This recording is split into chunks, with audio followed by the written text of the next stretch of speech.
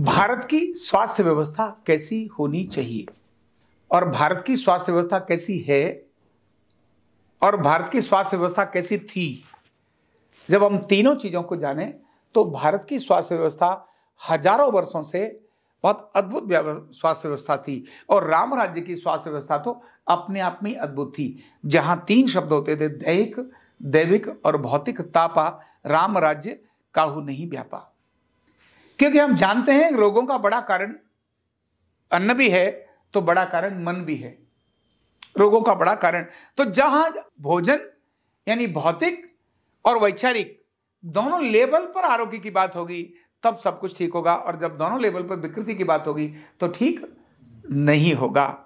भारत का स्वास्थ्य इसी प्रकार का था। अब मैं अगर दोनों बात करूं, आरोग्य की बात तो आरोग्य में परिवार की व्यवस्था थी, और अगर उपचार की बात करूं तो भारत के अंदर न्यूरोथेरेपी जैसी अनेक चिकित्सा पद्धतियां पहले थीं। अनेक चिकित्सा पद्धतियां थी। आयुर्वेद उनमें से एक था, योग उसमें से एक था। योग कभी भी चिकित्सा का कारण देश में नहीं रहा, योग आरोग्य का कारण रहा, आराधना का कारण रहा, साधना का एक कारण बना इस देश के अंदर योग। अब हमने योग के एक छोटे से पार्ट को यूज करके आरोग्य में, चिकित्सा में ले लिया है कि भैया ऐसा करो। वो चिकित्सा नहीं करता, अल्टीमेटली तो वो आरोग्य करता है। भारत की चिकित्साएं बैलेंसिंग का कारण थी, दोनों प्रकार की बैलेंसिंग का कारण थी। मतलब वो चिकित्सा कोई कुप्रभाव नहीं करती थी, वह चिकित्सा वेस्ट मटेरियल नहीं छोड़ती थी, वह चिकित्सा दूसरों के अहित का कारण नहीं होती थी, केवल हित का कारण होती थी। इसीलिए उस चिकित्सक को, उस वैद्य को भगवान का दूसरा रूप माना जाता था कि चिकित्सक यानी वैद्य कौन है? भगवान का। एक भगवान जन्म देता है, उसके लिए बीमार होने पर बचाने का काम कौन करेगा? वैद्य करेगा। और उसके लिए भारत के अंदर अनेक सारे अलग अलग छोटे लेवल पर चीजें विकसित की गई थी। लेकिन अभी के समय जो चिकित्सा हमारी हो गई, वो चिकित्सा तो एक भयंकर चिकित्सा की तरफ चली गई, और इतनी चिकित्सा खतरनाक हो गई कि इस चिकित्सा ने दूसरी सारी चिकित्साओं को रगड़ना शुरू कर दिया, यानी एलोपैथ रगड़ा। नीम हकीम खतराए जान कहकर के शब्द बोल दिया, उसके कारण से जो गांव में बोन सेट करने वाला, जो हड्डी ठीक करने वाला था, उसको भी रगड़ दिया। गांव के अंदर कोई देसी दवा देने वाला बंदा था, उसको भी रगड़ दिया। क्यों? जो वहां का सीएमओ है वो अपने आप में बॉस होता है, वो किसी को भी आके ठोक सकता है। अल्लाह ताला तू ऐसा करता क्यों है? दिखा, तेरे पास सर्टिफिकेट कहां है? अब सर्टिफिकेट नहीं है इसीलिए सीएमओ ठोक देगा।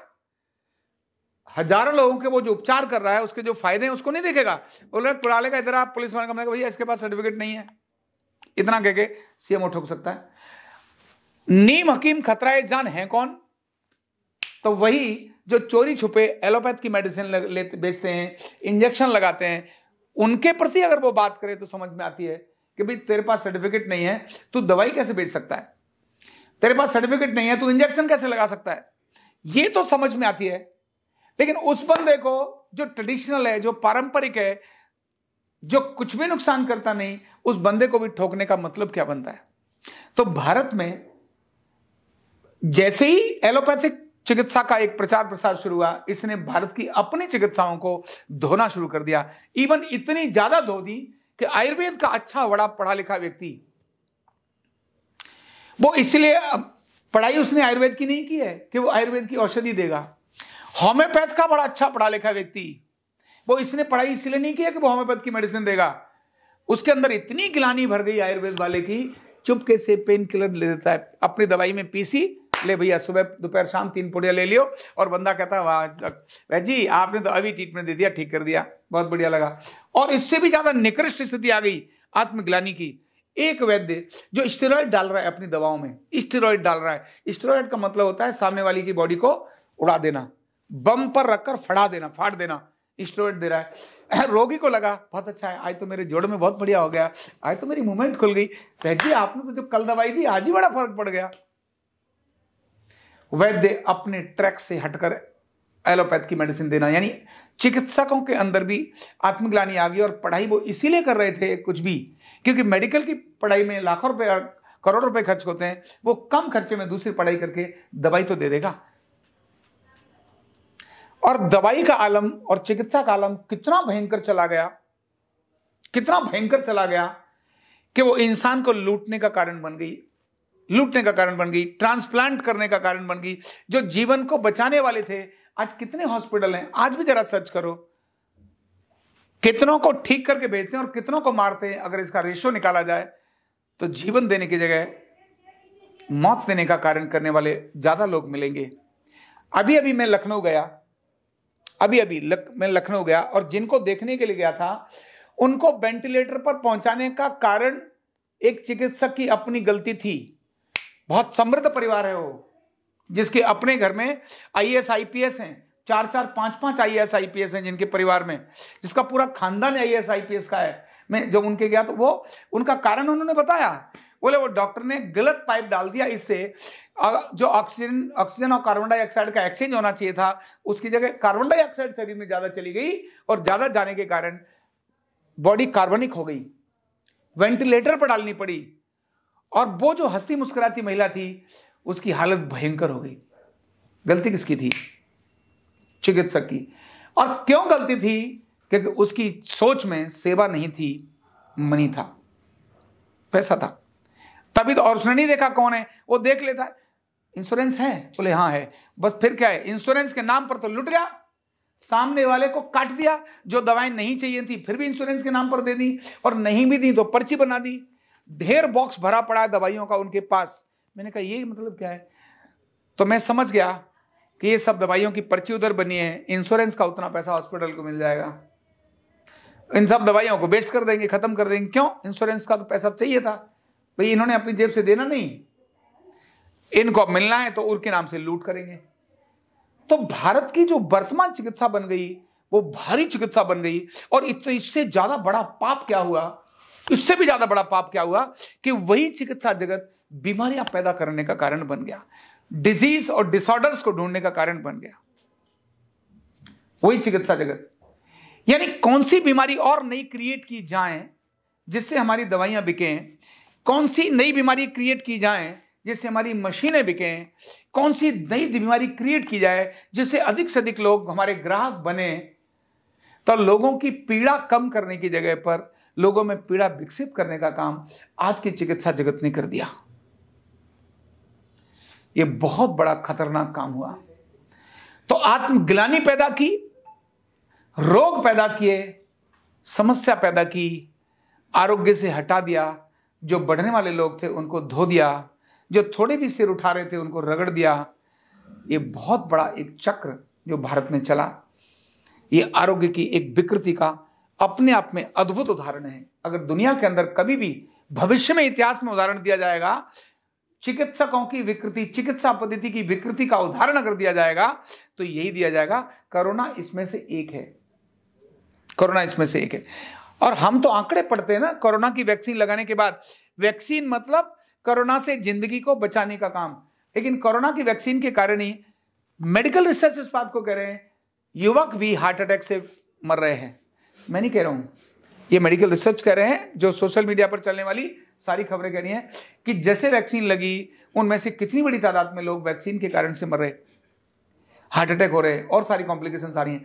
यह आज की चिकित्सा व्यवस्था का एक दृश्य है जो नजर आता है, भयावह दृश्य है जो नजर आता है। जो महंगा तो इतना है कि हॉस्पिटल्स में, जो आज 5 स्टार हॉस्पिटल हैं, आप चाहो तो अपना घर वहीं बेच सकते हो, आपको कहीं बाहर जाने की जरूरत नहीं है। उनके परिचय में सारे डीलर्स भी है, आपका घर अच्छे रेट में निकाल देंगे, अच्छे रेट में मतलब लूटेंगे नहीं रेट को। अगर तुम्हारा घर 2.5 करोड़ का है तो वो 2.5 करोड़ से और 2 लाख रुपए ज्यादा दिलवा देंगे, अच्छा है, पर आपका घर बिक जाएगा उनकी दवा के कारण। और तब तक लाश नहीं देंगे जब तक बिल नहीं भर दोगे। जब तक बिल नहीं भरा जाएगा तब तक लाश नहीं मिलेगी। तो लाश पर भी जो खेलने वाले लोग आज इस चिकित्सा जगत ने, इस चिकित्सा प्रक्रिया ने खड़े कर दिए। जब ऐसी स्थिति है तो भारत की स्वास्थ्य नीति तो ये नहीं हो सकती। भारत की स्वास्थ्य नीति राम की स्वास्थ्य नीति है। राम की स्वास्थ्य नीति कैसी? कॉमन मैन की स्वास्थ्य नीति है। कॉमन मैन की स्वास्थ्य नीति, एक कॉमन मैन कैसे निरोगी रहे, एक कॉमन मैन बीमार हो गया तो कैसे ठीक हो, यही राम की स्वास्थ्य नीति थी। तभी उन्होंने कहा दैहिक भी, यानी शरीर से उत्पन्न होने वाले बीमारी दैहिक, दैविक और भौतिक। दैविक मतलब देवताओं द्वारा, भौतिक मतलब जो प्राकृतिक द्वारा आने वाली जो बीमारियां हैं, ये तीनों पर काम कैसे किया?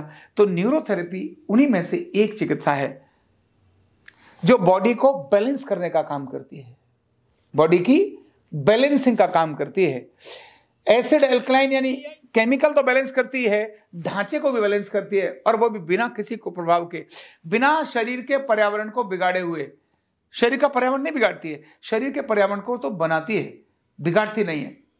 तो बिना किसी पर्यावरण को बिगाड़े हुए, बिना किसी इन्वेस्टमेंट के, बिना किसी भारी बर्डन के, सरल और सहज चिकित्सा पद्धति, निरापद चिकित्सा पद्धति, ऐसी यूनिक चिकित्सा पद्धति। और ये केवल न्यूरोथेरेपी नहीं है, ऐसी तो अनेक पद्धतियां हैं जो निरापद हैं, जिनके अंदर कोई साइड इफेक्ट नहीं है।